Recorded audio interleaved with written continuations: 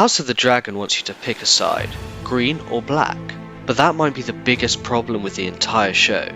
The Dance of the Dragons isn't about who wins, it's about how everyone loses.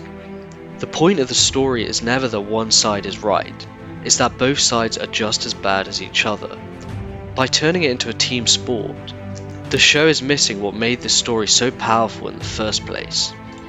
The conflict between the Greens and the Blacks is supposed to be tragic and haunting, a slow collapse of a family, driven by pride, ambition, and fear.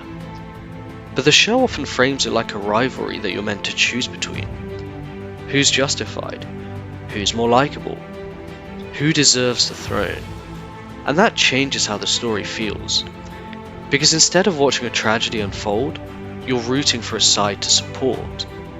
A lot of this comes down to how the characters are portrayed.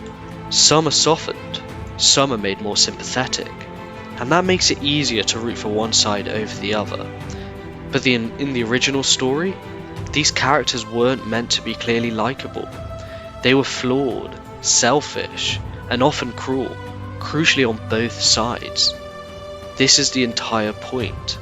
The Dance of the Dragons isn't a story about heroes and villains, it's about how power destroys everyone involved.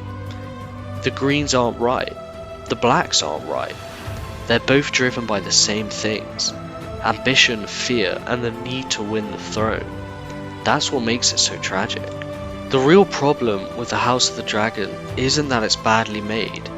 It subtly shifts the story from a tragedy about power and the destruction of a family and the death of these magical beings into a conflict where you're encouraged to take sides, and that changes everything.